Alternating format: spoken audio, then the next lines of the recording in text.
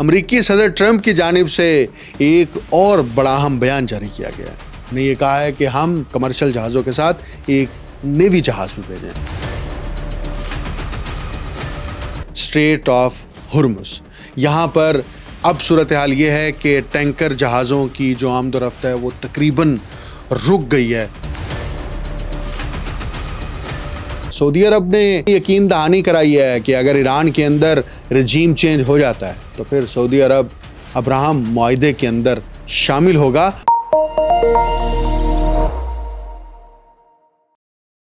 آپ دیکھ رہے ہیں انٹولڈ سٹوری ود ڈاکٹر اکمل سومرو. امریکہ اور اسرائیل کے اہداف کے خلاف آپریشن ٹرو پرومس 4 جاری ہے اور اس جنگ میں اسلامی انقلاب گارڈز کور کی بحریہ کے خودکش ڈرون اہم کردار ادا کر رہے ہیں.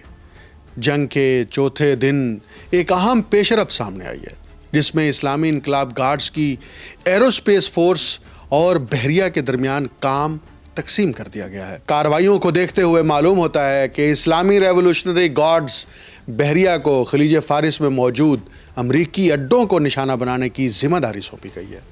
گزشتہ 4 دنوں کے دوران امریکی فضائی دفاعی نظام کو خطے میں اپنے اڈوں کو مکمل تحفظ فراہم کرنے میں مشکلات کا سامنا ہے.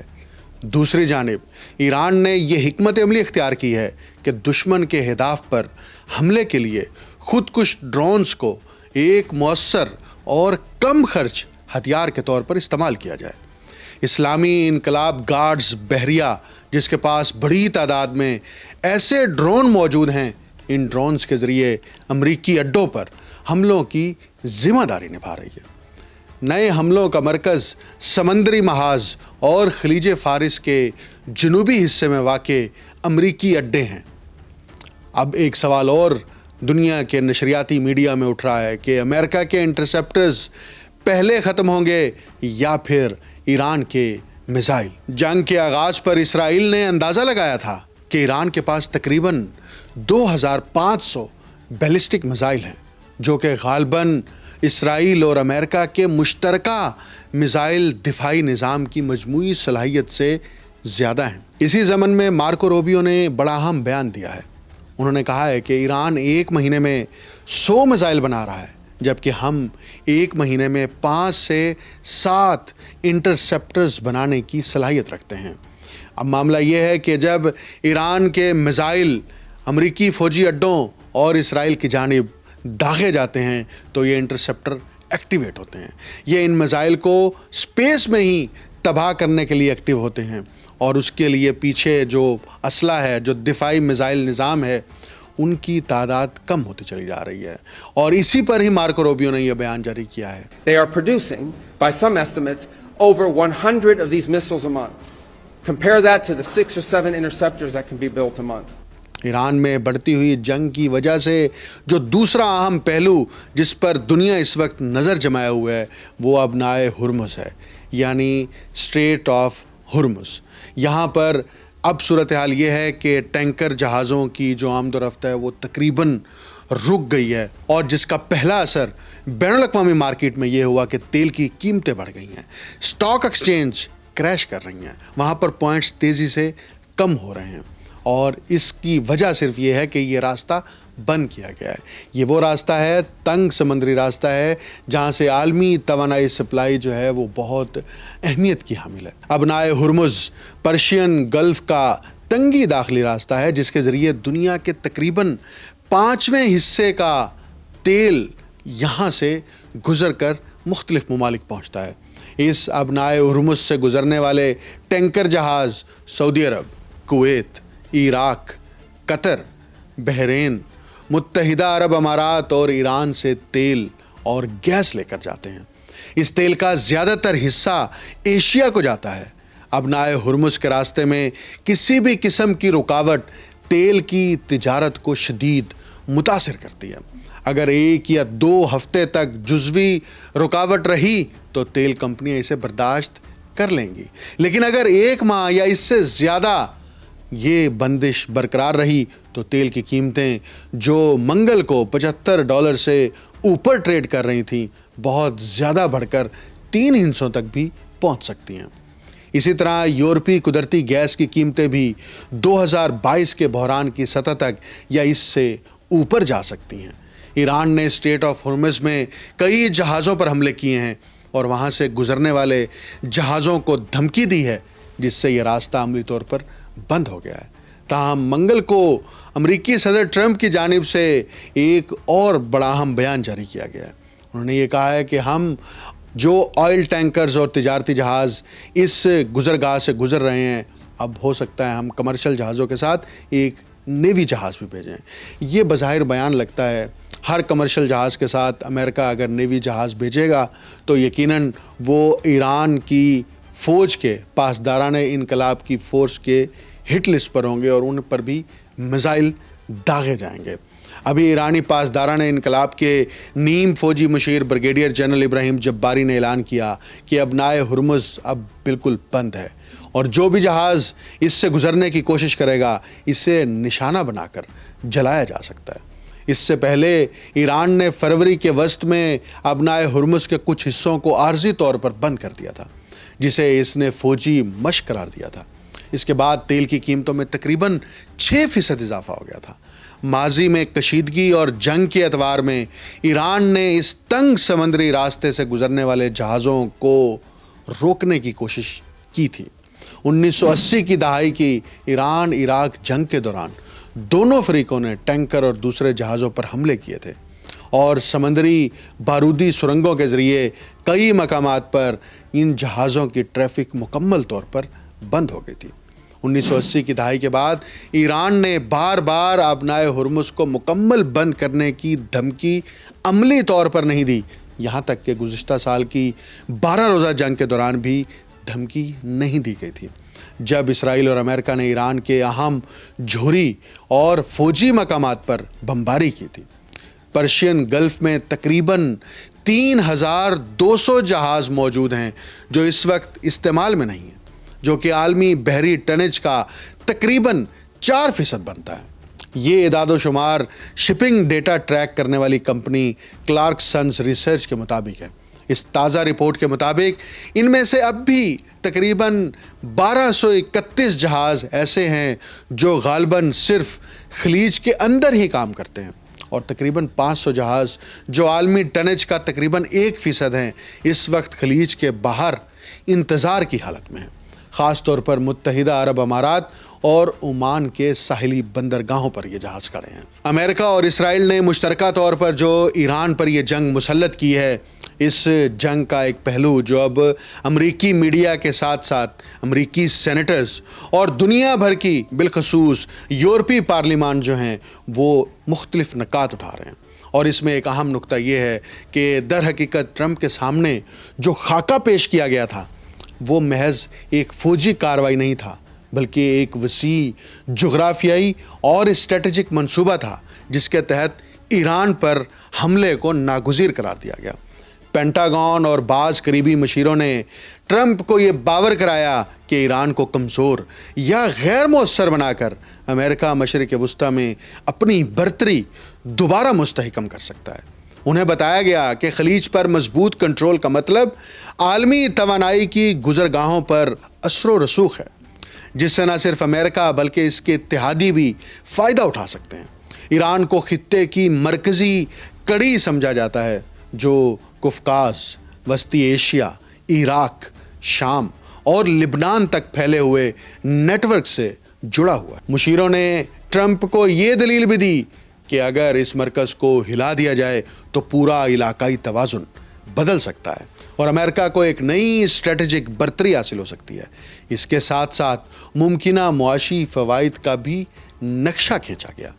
نئی سرمایہ کاری، توانائی کے معاہدے، اسلحے کی فروخت اور ایسے تجارتی مواقع جو ٹرمپ کے امریکہ فرسٹ ویژن سے ہم آہنگ ہیں، یعنی انہیں ایک تیز، محدود اور فیصلہ کن کارروائی کا تصور پیش کیا گیا تھا جس کے نتیجے میں فوری سیاسی اور معاشی فائدہ حاصل ہوگا۔ لیکن تاریخ بتاتی ہے کہ اس خطے کے پیچیدہ سماجی اور نظریاتی حقائق اکثر ایسے منصوبوں کو غیر متوقع ڈائریکشن میں لے جاتے ہیں۔ عراق کی مثال سامنے ہے، جہاں کاغذ پر کامیابی آسان دکھائی دیتی تھی مگر زمینی حقیقت نے پورا منظرنامہ بدل دیا۔ مسئلہ اس وقت بھی صرف فوجی طاقت کا نہیں بلکہ خطے کی تہذیبی اور سیاسی پیچیدگی کا بھی ہے، اور یہی وہ عنصر ہے جسے اکثر منصوبہ ساز بالخصوص پینٹاگون میں بیٹھے پلانرز جو ہیں وہ سمجھ نہیں پاتے۔ ابھی آج ہی کے دن امریکہ کے 2 سینیٹرز نے صدر ٹرمپ کے ایران کے خلاف حملہ کرنے کے فیصلے پر بڑی کڑی تنقید کی ہے۔ ان سینیٹرز نے کہا ہے کہ تہران کی طرف سے کوئی بھی کسی بھی قسم کا فوری خطرہ موجود نہیں تھا، اور یہ جنگ دراصل اسرائیلی حکومت کا ایجنڈا ہے۔ سینئر امریکی سینیٹرز برنی سینڈرز نے کہا کہ امریکہ کی خارجہ اور فوجی پالیسی کا فیصلہ امریکی عوام کو کرنا چاہیے، نہ کہ اسرائیل کی دائیں بازو کی انتہا پسند کیبنٹ کو، جس کی قیادت نیتن یاہو کر رہے ہیں۔ انہوں نے یہ بات اس وقت کہی جب امریکہ اور اسرائیل کے اتحاد نے ایران کے خلاف بلا اشتعال فوجی کارروائی شروع کیے ہوئے 4 دن گزر چکے ہیں۔ ابھی لنزے گراہم، جو کہ ٹرمپ کے انتہائی قریبی ساتھی سمجھے جاتے ہیں، انہوں نے ایک اور بیان داغا ہے، اور انہوں نے یہ کہا ہے کہ سعودی عرب نے انہیں یقین دہانی کرائی ہے کہ اگر ایران کے اندر رجیم چینج ہو جاتا ہے، نئی حکومت آ جاتی ہے امریکہ کی مرضی کے مطابق، تو پھر سعودی عرب ابراہم معاہدے کے اندر شامل ہوگا، اور ابراہم معاہدے میں شامل ہونے کے بعد اسرائیل کے ساتھ اپنے سفارتی تعلقات کو معمول پر لائے گا، یعنی اسرائیل کو تسلیم بھی کرے گا اور اسرائیل کے ساتھ مشترکہ مفادات کا حصہ بھی بنے گا۔ لیکن برنر سینڈی نے جو سوشل میڈیا پر اپنا بیان جاری کیا ہے، اس میں انہوں نے یہ کہا ہے کہ نیتن یاہو کو اکتوبر 2023 میں شروع کی گئی جنگ کے دوران محصور غزہ کو تباہ کرنے کے لیے اربوں ڈالر جو ہیں وہ مل چکے ہیں۔ اب نیتن یاہو کی خواہش تھی کہ ایران کے خلاف جنگ شروع کی جائے، اور ٹرمپ نے ان کی یہ خواہش پوری کر دی ہے۔ انہوں نے اسی بات پر زور دے کر کہا ہے کہ امریکہ کی خارجہ اور فوجی پالیسی کا فیصلہ امریکی عوام کو کرنا چاہیے۔ اس کے ساتھ ہی جو امریکی وزیر خارجہ ہیں مارکو روبیو نے بند کمرے میں کانگریس کو بریفنگ دی ہے اس جنگ سے متعلق، اور ایران کے خلاف امریکی جنگ کا دفاع کرنے کی کوشش کی ہے، تاہم وہ اراکین کانگریس کو قائل نہیں کر سکے۔ حالیہ دنوں میں حکومتی عہدیداروں نے ایران کے پرامن جوہری پروگرام، بیلسٹک میزائلوں کی تیاری اور ان دعووں کو بنیاد بنایا کہ ایران جلد طویل فاصلے تک مارک کرنے کی صلاحیت حاصل کر سکتا ہے، لیکن اب تک ان میں سے کسی بھی دعوے کو امریکہ کے لیے براہ راست خطرہ ثابت نہیں کیا جا سکا۔ بریفنگ کے بعد ہی سینیٹر رچرڈ بلو مینتھل نے کہا کہ اب بھی کسی فوری خطرے کا کوئی ثبوت امریکی حکومت اور ٹرمپ انتظامیہ کے پاس موجود نہیں جو ایران پر حملے کو جائز ٹھہرا سکے۔ مجھے یا امریکی عوام کو امریکہ کے خلاف کسی فوری خطرے کے بارے میں کوئی واضح ثبوت تک فراہم نہیں کیے گئے۔ اسی کے ساتھ ہی ٹرمپ کے مشرق وسطیٰ کے خصوصی ایلچی اسٹیو وٹکاف پر الزام لگایا گیا ہے کہ انہوں نے ایران کے ساتھ مذاکرات کو نقصان پہنچانے کے لیے غلط معلومات پھیلائیں تاکہ فوجی جارحیت کے لیے جواز بنایا جا سکے۔ یہ بات علاقائی سفارتکاروں کے حوالے سے ایک رپورٹ میں کہی گئی ہے۔ وٹکاف نے فاکس نیوز کو انٹرویو دیتے ہوئے کہا ہے کہ پہلے مذاکراتی اجلاس میں ایرانی مذاکرات کاروں نے انہیں بتایا تھا کہ ان کے پاس 60% افزودہ یورینیم کے 460 کلو گرام موجود ہیں۔ انہوں نے دعویٰ کیا کہ یہ مقدار 11 ایٹم بم بنانے کے لیے کافی ہو سکتی ہے، اور یہی ان کے مذاکراتی موقف کی بنیاد تھی۔ وٹکاف نے اسی انٹرویو میں مزید کہا کہ ایرانی اس بات پر فخر محسوس کرتے تھے کہ انہوں نے نگرانی کے مختلف بین الاقوامی پروٹوکول سے بچ کر اتنی مقدار میں یورینیم حاصل کی ہے۔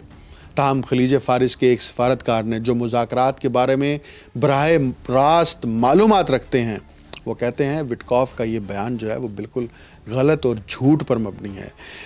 یہ بیان اس لیے فاکس نیوز کو جاری کیا گیا کہ امریکہ نے جو یہ جنگ مسلط کی ہے، اس جنگ کا کوئی جواز گھڑا جائے، کیونکہ ایران سرکاری سطح پر بھی اور مذاکرات کے دوران بھی بار بار انکار کرتا رہا ہے کہ انہوں نے یورینیم افزودہ نہیں کی اور نہ ہی وہ ایٹم بم بنانے کی طرف جا رہے ہیں۔ لیکن وٹکاف کا یہ بیان جو کہ لگ رہا ہے کہ جھوٹ پر مبنی اور پروپیگنڈا پر مبنی ہے تاکہ امریکی عوام کو مطمئن کیا جا سکے، لیکن امریکی عوام بھی مطمئن نہیں ہو رہی اور امریکی سینیٹرز اور کانگریس مین بھی مطمئن نہیں ہو رہے، کیونکہ ٹرمپ انتظامیہ کے پاس اس جنگ کو مسلط کرنے کے حوالے سے کوئی ठोस सबूत नहीं है। ईरान अपने मिसाइल ज़ख़ीरों से और जदीद टेक्नोलॉजी के तहत इसराइल पर भी मुसलसल मिसाइल दाग रहा है और अमरीकी अड्डों पर भी मिसाइल दागे जा रहे हैं। और अमेरिका को, बिलखसूस ट्रंप को, इस वक्त बहुत बड़ी परेशानी लाक है कि उन्हें बरतानिया की तरफ से भी फ़ौजी अड्डे इस्तेमाल करने की इजाज़त नहीं दी जा रही। उन्हें अब स्पेन ने भी अपने फ़ौजी अड्डे इस्तेमाल करने से मना कर दिया, जिस पर अमरीकी सदर ट्रंप ने ऐलान किया है कि अमेरिका स्पेन के साथ तमाम तिजारती ताल्लुकात मुअत्तल कर रहा है, क्योंकि अमेरिका को ईरान पर हमले के लिए अपने मुश्तरका फ़ौजी अड्डे इस्तेमाल करने की इजाज़त देने से स्पेन ने इनकार कर दिया है। स्पेन के वज़ीर आज़म ईरान के ख़िलाफ़ ट्रंप की कार्रवाई को बिला जवाज़ और ख़तरनाक करार दे रहे हैं। उन्होंने वाइट हाउस में जो गुफ्तगू की, उसमें ट्रंप ने ये कहा कि हम स्पेन के साथ तमाम तिजारत बंद कर रहे हैं और वो बहरा रूम के इस मुल्क के साथ कोई ताल्लुक़ नहीं रखना चाहते। ताहम उन्होंने ये नहीं बताया कि ये तिजारती पाबंदी कब से नाफिज होगी। स्पेन के वज़ीर ख़ारजा ने भी कहा कि स्पेन की हुकूमत अमेरिका को नेवल स्टेशन रूटा और मोरोन एयर बेस इस्तेमाल करने की इजाज़त नहीं देगी। ये दोनों फ़ौजी अड्डे स्पेन और अमेरिका मुश्तरका तौर पर माजी में इस्तेमाल करते रहे। उन्होंने कहा कि हफ्ते के रोज़ ईरान पर होने वाले इब्तदाई हमलों में इन अड्डों को इस्तेमाल नहीं किया गया था और ना ही जारी तनाज़े के दौरान इन्हें इस्तेमाल किया जाएगा। ये वही दोनों अड्डे हैं जो 2001 में अफ़गानिस्तान पर हमले और 2003 में इराक़ पर हमले के दौरान अमरीकी कार्गो और जंगी तैयारों ने बड़े पैमाने पर इस्तेमाल किए थे। 2011 में लीबिया पर नेटो की बमबारी के दौरान मोरोन एयर बेस ईंधन भरने वाले तैयारों का मरकज़ी अड्डा था। स्पेन की जानिब से पाबंदी के ऐलान के बाद 1 दर्जन से ज़ायद ईंधन बरदार तैयारे नेवल रोटा और मोरून से रवाना हो गए हैं। ईरान के साथ जारी तनाज़े ने अमेरिका के यूरोपीय इत्तेहादियों के दरमियान इख्तलाफात को नुमाया कर दिया है। स्पेन के वज़ीर आज़म वाहिद यूरोपीय यूनियन के रहनुमा हैं जिन्होंने खुलकर ईरान पर अमरीकी हमलों की मज़म्मत की है। उन्होंने ऑपरेशन एपिक फ्यूरी को बिला जवाज़ और ख़तरनाक फ़ौजी मुदाखलत करार दिया, जो बैनुल-अक़वामी कानून के ख़िलाफ़ है। दूसरी जानिब बरतानिया ने इब्तिदा में अमेरिका को अपने फ़ौजी अड्डे इस्तेमाल करने की इजाज़त दी और फिर इनकार कर दिया। फ़्रांस और जर्मनी जो है वो किसी हद तक अब अमेरिका को अड्डे इस्तेमाल करने की इजाज़त दे रहा है, लेकिन अभी तक अमेरिका ने इन अड्डों के ज़रिए से कोई कार्रवाई शुरू नहीं की। अब मामला ये है कि इस जंग को किसी न किसी सतह पे जाके रुकना है। ट्रंप ने तो 4 से 5 हफ्तों की बात की है कि 5 हफ्ते तक ये जंग जारी रहेगी और अमेरिका जो ये सोच रहा था कि ईरान जंग के इब्तदाई 2 या 3 दिनों बाद ही ज़ेर हो जाएगा, घुटने टेकने पर मजबूर हो जाएगा, वो उन्हें नहीं नतीजा मौसूल हुआ और ईरान की जानिब से ये ऐलान किया गया है कि वो जंग जारी रखेंगे, चाहे उन्हें 10 साल तक अमेरिका के ख़िलाफ़ ये जंग लड़ना पड़े। और अगर ये जंग दरमियान में रुकती है, मुज़ाकरात होते हैं और मुज़ाकरात में अब वो तवाज़ुन जो है उसको बरकरार रखना पड़ेगा, क्योंकि एक फ़रीक जो ताकतवर है उसके साथ मुज़ाकरात करने वाले फ़रीक के साथ अगर एक और ताकत शामिल हो जाती है, रूस की शक्ल में, चाइना की शक्ल में, तो फिर मामला जो है उसको सेटल किया जा सकता है। अमेरिका ने जो अभी मौजूदा 2 बड़ी जंगी मुहिम की हैं, एक तो टारगेटेड ऑपरेशन था, वेनेज़ुएला के सदर मादुरो को अगवा करके न्यूयॉर्क मुंतकिल करना, और दूसरा ईरान पर जंग मुसल्लत करके मरकज़ी क़यादत को शहीद करना। ये मुअम्मर क़ज़ाफ़ी की हलाकत के बाद पहली बार हुआ है कि किसी खुद मुख्तार रियासत के सरबराह को अमेरिका ने बाकायदा निशाना बनाकर शहीद किया है। और इससे भी बढ़कर ये कि इस इक़दाम को एक मुस्बत कामयाबी बल्कि अमन के लिए कदम करार दिया जा रहा है। आयतुल्लाह अली ख़ामनाई अक़वाम मुत्तहिदा के रुकन मुल्क के बाकायदा तस्लीम शुदा रहनुमा थे, जिन्हें तकरीबन पूरी आलमी बरादरी तस्लीम करती थी और वो बैनुल-अक़वामी ताल्लुकात में फ़ाल किरदार अदा कर रहे थे। इनमें उन्हीं फ़रीक़ों के साथ मुज़ाकरात भी शामिल थे जिन्होंने बाद में हमला किया, और ये मुज़ाकरात उस वक्त तक जारी रहे जब तक ताकत का इस्तेमाल नहीं किया गया। एक रियासत के फ़ौजी इदारे की जानिब से किसी दूसरे मुल्क के सरबराह को मनसूबाबंदी के तहत कत्ल करना اور وہ بھی اس طریقے سے جس طرح دہشت گرد یا منشیات فروش گروپس کے لیڈرز کو نشانہ بنایا جاتا ہے، عالمی سیاست کے ایک نئے مرحلے کی نشاندہی کر رہا ہے۔ ماضی کے واقعات سے اس کا موازنہ کریں تو فرق واضح ہے۔ معمر قذافی کو لیبیا کے اندرونی انتشار کے دوران مقامی لوگوں نے قتل کیا تھا۔ صدام حسین کو ایک عراقی عدالت کے فیصلے کے بعد پھانسی دی گئی۔ چاہے اس مقدمے کی شفافیت پر سوالات ہی کیوں نہ ہوں، لیکن ایران کا معاملہ مختلف ہے۔ یہ وہی طریقہ ہے جو اسرائیل نے حزب اللہ اور حماس کے رہنماؤں کے خلاف اختیار کیا تھا اور جس کی واشنگٹن نے مکمل حمایت کی۔ اب دراصل وہ آخری پابندیاں بھی ختم کی جا رہی ہیں جو پچھلے ادوار سے چلی آ رہی تھی۔ ریاست کی قانونی حیثیت اب رسمی تسلیم کیے جانے یا قانونی درجہ رکھنے پر نہیں، بلکہ حالات اور طاقتور ممالک کی مرضی پر منحصر ہوتی جا رہی ہے۔ ماضی میں بھی اصولوں کی خلاف ورزی ہوتی رہی اور اخلاقیات کو مختلف تہذیبوں میں مختلف انداز سے دیکھا جاتا تھا، مگر کچھ ضابطے اور ڈھانچے موجود تھے۔ اب وہ ڈھانچے بھی توڑے جا رہے ہیں۔ ایسے حالات میں لوگ عموماً جنگ کی شدت کو اس بات سے ناپتے ہیں کہ کس کے پاس کتنے طاقتور میزائل ہیں، فوج کہاں تک پہنچ گئی ہے، یا کیا لبنان میں نیا محاذ کھلے گا یا نہیں۔ لیکن اس بحران کا اصل خطرہ شاید نقشے پر جنگ کے پھیلنے میں نہیں، بلکہ پورے نظام کے ہل جانے میں ہے۔ اکثر لوگ اس معاملے کو اسرائیل، امریکہ اور ایران کے درمیان سیدھی سادی فوجی لڑائی سمجھ رہے ہیں، مگر حقیقت اس سے زیادہ پیچیدہ ہے۔ پہلی بات یہ ہے کہ ایران کبھی بھی کسی بڑی طاقت سے روایتی جنگ جیتنے کے لیے تیار نہیں تھا۔ اس کی حکمت عملی مختلف ہے۔ وہ براہ راست بڑی جنگ کے بجائے دباؤ ڈالنے کے مختلف طریقے استعمال کرتا ہے، جیسے سائبر حملے، خلیج میں جہاز رانی کو غیر محفوظ بنانا، اپنے اتحادی گروپس کے ذریعے سے پیغام دینا، یا تیل کی منڈی میں ہلچل پیدا کرنا۔ یعنی اگر حالات بگڑتے ہیں تو ضروری نہیں کہ کوئی سیدھا بڑا حملہ ہو، بلکہ معاملات اور طریقے سے پیچیدہ کیے جا سکتے ہیں، خراب کیے جا سکتے ہیں۔ دوسری بات یہ ہے کہ خطرہ صرف 3 ملکوں تک محدود نہیں، خطے کے دوسرے ممالک بھی اس کشیدگی کی زد میں آ سکتے ہیں، چاہے وہ جنگ نہ بھی چاہتے ہوں۔ خلیجی ریاستیں پہلے ہی پریشان ہیں۔ یورپی ممالک اگر دفاعی مدد دیتے ہیں تو انہیں بھی فریق سمجھا جا سکتا ہے۔ جب زیادہ ملک شامل ہوتے ہیں تو معاملہ اور الجھ جاتا ہے اور سب کے لیے خطرہ بڑھ جاتا ہے۔ سب سے بڑا خدشہ یہ نہیں کہ فوراً کوئی حکومت گر جائے گی یا کل ہی بڑی جنگ شروع ہو جائے گی۔ اصل خطرہ آہستہ آہستہ پھیلنے والی بے یقینی ہے۔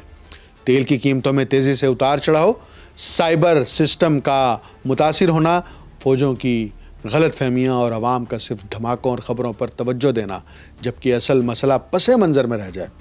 اصل سوال یہ نہیں کہ میزائل کتنی دور تک جا سکتے ہیں، بلکہ یہ ہے کہ بد امنی کتنی دور تک پھیل سکتی ہے اور کتنی تیزی سے پھیل سکتی ہے۔